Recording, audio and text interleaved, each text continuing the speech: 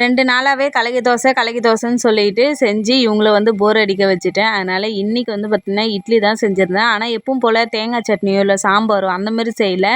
புதுவிதமாக தக்காளி, வெங்காயம், பருப்பு, பச்சை மிளகா இது எல்லாத்தையுமே சேர்த்து நல்லா வந்து குழைய விசில் அடித்து வச்சு எப்பவும் போல் வந்து தாளித்து எடுத்துக்கிட்டேன்.